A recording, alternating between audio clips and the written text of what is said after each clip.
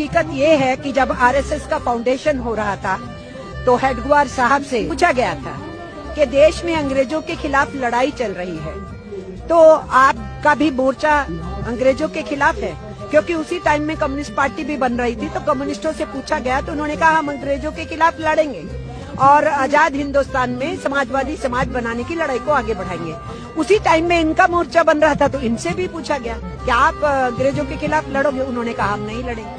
जब उनसे कहा गया कि खुदीराम बोस तो शहीद हो गया, करतार सिंह सराभा तो शहीद हो गया, इन्होंने फांसी पे लटका दिया, वो यंग बच्चे जो है मैदान में उतरे हुए हैं, भगत सिंह और उनकी पूरी टीम जो है वो अंडरग्राउंड लगी हुई है अंग्रेजों के खिलाफ, तो ये सब नौजवान तो मैदान में है। तो उन्होंने कहा कि नौजवान भटके हुए हैं, इनको हम समझाएंगे।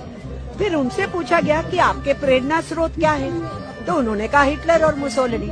फिर इनसे पूछा गया कि आपका फलसफा क्या है, आपकी आइडियोलॉजी क्या है, तो उन्होंने कहा नाजीवाद फासीवाद। कहा ही नहीं, इन्होंने मुंजे को भेजा था इटली, जो मुसोलिनी से मिल के आए थे, जो वहाँ से सीख के आए थे संगठन कैसे चलाना है, और जो उनकी ड्रेस थी ना वो यहाँ इंट्रोड्यूस की गई थी, काली टोपी, सफेद शर्ट, खाकी निक्कर, जिसको अब निक्कर को इन्होंने पैंट में बदला है। तो इनकी सोच नाजीवादी फासीवादी रही है, ये हमारा इल्जाम नहीं है, ये इनके गुरु का कमिटमेंट है।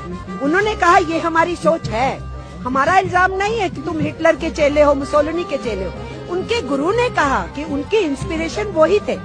इसलिए जिन लोगों की ये सोच थी और जो ब्रिटिश साम्राज्यवाद से लड़ना नहीं चाहते थे और ट्रेड यूनियंस मैदान में थी और लड़ रही थी, 1920 में AITUC बन चुका था पूरे देश के अंदर, सारे देश की जो यूनियनें थी वो एक राष्ट्रीय झंडे के नीचे आ गई थी AITUC में, तो वो तो लड़ रहे थे।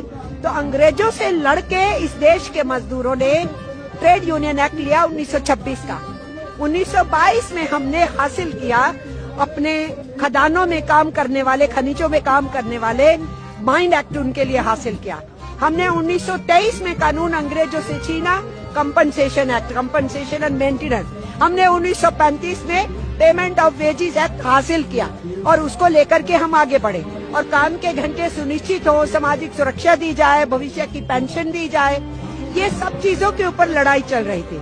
तो हमारा इल्जाम ये है कि हम तो लड़े, विदेशी हुकूमत के खिलाफ लड़े, हमारा कॉलोनियल माइंडसेट नहीं है जो गवर्नमेंट ने लेबर कोड्स को नोटिफाई करते हुए बोला।